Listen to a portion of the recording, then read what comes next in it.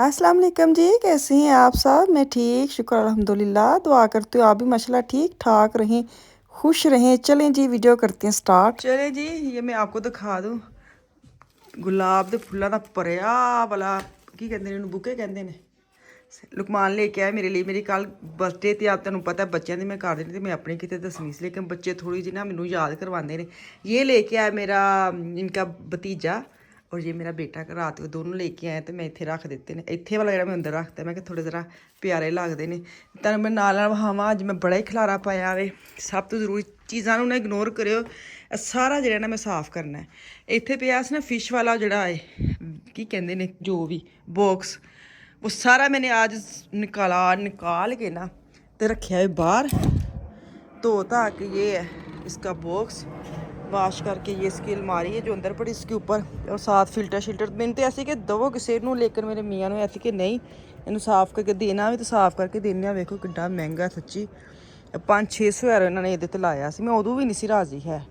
बाकी चीज़ां इहदियां उत्थे पईयां ने। ये अलमारी है। मैनू है पाकिस्तान जाने तो पहले ना मैं सारा साफ़ करके जावां। फिलहाल मौसम इंज दा वे। तो एक होर चीज़ मैं शेयर करनी है तुहाडे नाल। मैं उस दिन देख गई ये भी चीज़ां पईयां ने ना इहदियां फिश वाले दियां। इनू हुण थल्ले केले च रख के आने तो अंदर चलने मैं कुछ तुहानूं होर विखावां। जेह्ड़ा खलारा पाया है ना वो है ये जो मैं देख के आई थी ना टीवी बोर्ड तो असीं फिर गुस्से च वापस भी कर आए हैं। इनू मैं हुण रखनी है बाहर। तो जो मेरे मेरे कमरे का जो बोर्ड है ना कि कहते ने मैंने वो भी एक्स्ट्रा लेके रखा था तो वो मैंने चेंज करना था। मैंने कहा वो मैं नीचे लेके आती हूँ क्योंकि वो वाला जो ना ਉਂਝ ਦੇ सेम टू सेम मैं बुक करवा के आई सां तो मैनू लगन दिया कि वो तो बनी ਇਹਦੇ ਲਈ। ਉਹਨੂੰ मैं ਹੁਣ ਬੱਚਿਆਂ ਨੂੰ ਕਹਿ ਕੇ ਉੱਤੇ ਇੱਥੇ ਲਿਆਉਣ ਲੱਗੀ। ਇਹਨੂੰ मैं रखनी है बाहर तो सारा जो एरिया ना सारे साफ़ करांगे। यह वाला सारा देखो पाकिस्तान जाने तो पहले ना मैनू ऐसे एक बार चंगियां डीपली सफाइयां कर लवां ताकि मैनू ना वापस आवां तो मैनू टेंशन ना होवे। तो मैं वो सिमर दे ना ये वाला जो उसको कहते हैं ना पर्दे शर्दे ये भी चेंज करूँगी। शायद मैं वहाँ से बनवा के लाऊँ। कोई आइडिया है तो दस्सियो किहड़ा कलर लैके आवां। सही है तो चले जी मेरे मियाँ पता नहीं कित्थे चले गए। मैं तुहानूं वेखो किन्ना खलारा है। मेरा दिल घबरांदा पिया। कित्थे चले गए तुसीं? वाशरूम चले गए ने। फुल्लां नूं भी वेख के ना वाकई बंदे नूं खुशी जी होण लग पैंदी है। चलो घर दे काम शुरू करने आ। गल्लां बातां ते हुंदियां रहिंदियां। चलें जी मैं ऊपर आ गई। मैंने आपको बोला मैं ऊपर जाके बताती हूँ। ये सारे जो निकले हैं ना ये वाली चीज़ें ये इस अलमारी से निकली हैं। अच्छा ये भी मैंने सेपरेट ला के ना अपने बेडरूम में रखा था। काफ़ी लंबा चौड़ा है काफ़ी समान से ये। अब ये जो है ना ये टीवी के नीचे जा रहा है। ये चीज़ां काफ़ी आ जांदियां ने। मैनूं ऐसी बैडरूम को मैं आके देखूँगी जिथे तुसीं बहंदे ने वो वाले ख़राब हो ना इतना तो बड़ी उलझन होंदी है। तो मैं अब ना ये सारा निकाल के इसको मैं अलमारी में रख के जाऊँगी।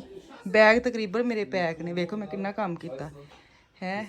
चलो उस दिन मैंने अलमारी साफ़ करवाई थी ये वाली कित्थे गई है। देखो ए वाली सारी मैनू मिल गई।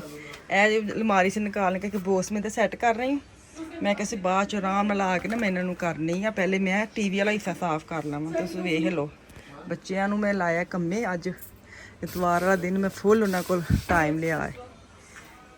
मैं आपको बताऊँ ये ना मैंने थीमों से लिए थे इतने अच्छे हैं। ये वाले मेरे नेल पॉलिश ना इग्नोर करो। मैं कल चेक किए देखो देखो हद मुकी पे ये इतने अच्छे निकले हैं। इसकी ये वाली एक जिप है एक ये वाली जिप है तो एक नीचे है और ये है दो मिशाल की अलमारी में है जो उन्होंने शिफ्ट करती हैं कपड़े। इतने अच्छे ये निकले। ये भी मैंने लिए थे शीन से लेकिन इसके अंदर ना वो लोहे के नहीं होते ये लटक जाते हैं ऐसे। ये स्टैंड रहते हैं क्योंकि इसके अंदर ना सलाखें हैं लोहे की। ये मैंने थीमों से लिए थे ये बड़े अच्छे हैं। ये वाला हिस्सा मैंने कर लिया साफ़। ये देखें सारा इधर से मैंने अभी ना थोड़ा सा दोबारा झाड़ू मारूंगी। अभी सारे मैंने सही वाली जो होती है ना कूची के साथ वो मैंने साफ़ किया है इसका फ़र्श। तो यहाँ भी मैंने सारा साफ़ कर लिया उठा लिया सारी चीज़ें। देखें क्लीन हो गया बेड मेरा। तो अभी क्या कहते हैं मैं इधर मैं बाद में ला के रखूँगी शरंग। अभी मुझे चाहिए जो तो ये मेरे बैग तकरीबन पूरे हो गए साफ़ सुथरा हो गया। यहाँ पे ना मैं देखूँगी पाकिस्तान के आने के बाद क्योंकि ये वाला जो मैं नीचे लेके गई हूँ ना सेम ऐसे मैं उस दिन ले लिया था जो मैं गुस्से से वापस कर रही हूँ। मैंने कहा शुक्र है मैंने लेके नहीं आई सेम ही हो जाना। तो मैं फिर लुकमान ने मुझे मशवरा दिया मामा आप ये ले जाएँ नीचे ना। तो मैंने कहा हाँ बात तो ठीक है। फिर मैं अपने कमरे का नया ले लूँगी। मैंने कहा मैनू जरा नीचे बहन वाला अजकल मुश्किल लगन दिया है ना वो मैं थोड़ा सा साफ़ कर लूँ। यहाँ पे जो श्रंक है ना वो नीचे आ गई है। जैन सेट होगी तेन वहा देंगे जी। पेचा पेची सारा मेरा बेटा और ये कर रहे हैं। और स्टोर का भी साथ मेरे मियाँ ने एक काम करना तो नाल 10 और भी छेड़ लेने। पहले करना नहीं, जो करना है फिर सारे इकट्ठे शुरू कर देने। तो स्टोर भी साफ़ कर रहे, वो भी आपको दिखाऊंगी। कुछ चीज़ें इधर की उधर की हैं, कुछ उधर की इधर की हैं। तो इंज कर करा के ना बहाने ना मेरा घर जो नवे से तो सैट हो गया। बड़ा ही मज़ा आंदा है।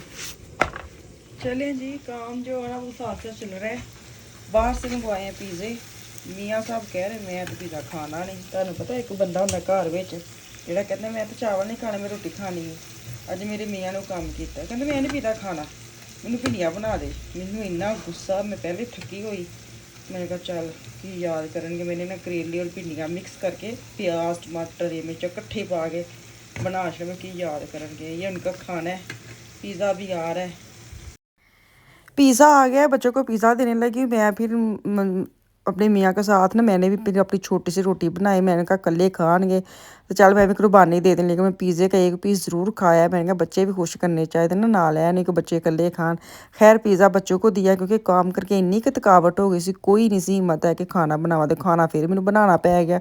चलो कोई नहीं, बच्चे खुश हो क्योंकि बच्चों ने काफ़ी काम करवाया मेरे नाल। जब मैं सोचा थी ना कि ਇਹ ਵੀ ਕਰਵਾਉਣਾ है, भी तकरीबन मेरे सारे काम हो गए। तो मैं बड़ी हैप्पी हाँ, सारे काम हो गए ने A to Z। तो ਉਹੀ ਗੱਲ ਜੇ ਤੁਸੀਂ ਕੰਮ ਕਰ ਲੈਂਦੇ ਹੋ, ਘਰ ਸਾਫ਼ ਸੁਥਰਾ ਹੋ ਜਾਂਦਾ, ਫਿਰ ਤੁਹਾਨੂੰ ਬੜਾ ਹੀ ਮਜ਼ਾ ਆਉਂਦਾ ਹੈ। खैर अगला दिन हो गया, भी बच्चे चले गए स्कूल। तो अज का हम खाना बनाने हैं। मैं किचन में आ गई हूँ, बच्चे चले गए स्कूल। आज मैं बनाने लगी हूँ चिकन। वो भी जैसे गोश्त बनाते हैं ना वैसे वाला चिकन, पूरा होल चिकन। इसको मैं अंदर डालूंगी जैसे गोश्त बनाते हैं ना, वैसे मेरा दिल कर रहा था बनाऊँ, ताकि जो बोटियाँ ना वो अच्छी तरह, वैसे फ्राई भी कर सकते हैं। मैं फ्राई करके भी बना लेती हूँ कि पहले प्याज अदरक लहसुन फ्राई करो, फिर चिकन फ्राई करो। मैंने कहा आज इस तरह बनाते हैं जैसे गोश्त बनाते हैं। थोड़ा सा पानी डालूंगी, ज़्यादा नहीं डालनी। ये 3-4 प्याज है, मीडियम साइज, मीडियम नहीं छोटू से हैं, लेकिन थोड़े लगन देने मैंने। खैर यहाँ पे नमक मिर्च हल्दी और काली मिर्च जाएगी, ठीक है। और थोड़ा सा पानी जाएगा क्योंकि चिकन में पानी छोड़ना है, बस इतना सा पानी डालूंगी। और इसको मैं रखूँगी चूल्हे के ऊपर, ठीक है। और जैसे पानी खुश्क होगा तो इसको भून लेंगे।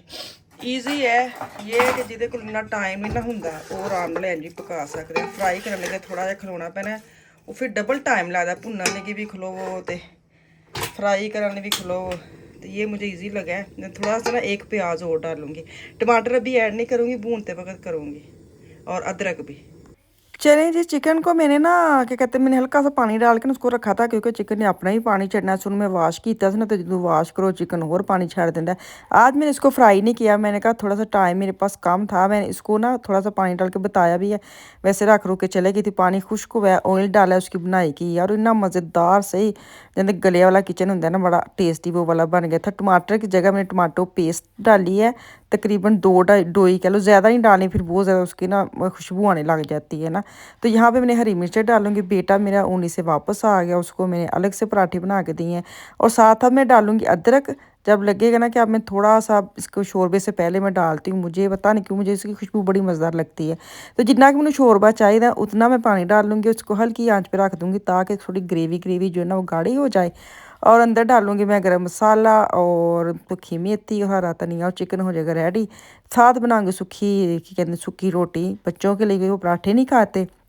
यहाँ पे मेरे मियाँ चले गए थे लीडल से अपनी गाड़ी का कुछ काम करने गए थे, वापसी पे मुझे जाना था ग्रोसरी करने। तो मैंने कहा चलो शुक्र है अज की कहते हैं काफ़ी ज़्यादा काम जो मेरे मियाँ ने मेरी बहुत हैल्प की। मैं वीडियो के थ्रू भी कहनी, वैसे मैंने बड़ी शाबाश दी। मैं अकेली करती रहती थोड़ा थोड़ा थोड़ा करके, लेकिन जब बहुत ज़्यादा हो जाता है ना फिर वो मेरे साथ करने लग जाते। जैसे बाहर के कर लिए कुछ उनका मतलब रल मिल के आए मेरे मियाँ। हाँ जी अस्सलाम वालेकुम। अरे हो रही ले आए ने कादे लिए। अच्छा जी ਤਾਂ ਬਹੁਤ ਚੁੱਕਦੇ ਨੇ, ਮੈਨੂੰ ਜ਼ਰਾ ਵੀ ਨਹੀਂ ਚੰਗੀਆਂ ਲੱਗਦੀਆਂ, ਐਵੇਂ ਹੀ ਫਜ਼ੂਲ ਪੈਸੇ ਲਾ ਕੇ ਆ ਜਾਂਦੇ ਨੇ। ਚਲੋ ਜੀ ਮੌਸਮ ਵੇਖ ਲਓ ਕਿੱਡਾ ਸੋਹਣਾ ਹੋਇਆ ਹੈ, ਠੰਡਾ ਠੰਡਾ ਮਿੱਠਾ ਮਿੱਠਾ ਮਿੱਠਾ ਮਿੱਠਾ। ਇਹ ਕਾਹਦੇ ਲਈ ਆਂਦੀ ਜੇ?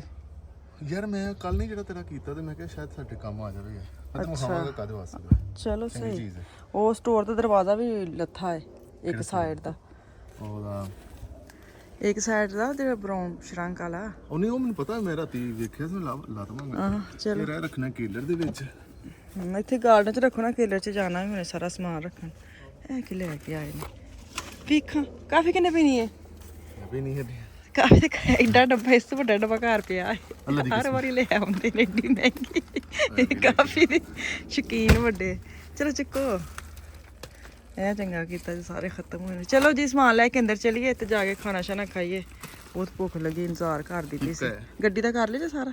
ਹਾਂਜੀ ਸਰ मैं चिकन बनाया जे शिकन बनाया इनके लिए बनाया था चिकन इनको बड़ा ही पसंद है मैं तो नहीं एडा बड़ा खरना वेख मैं इंदे चीज़ां चुक के लै जानियां ने चक्कर मुका लिया ने।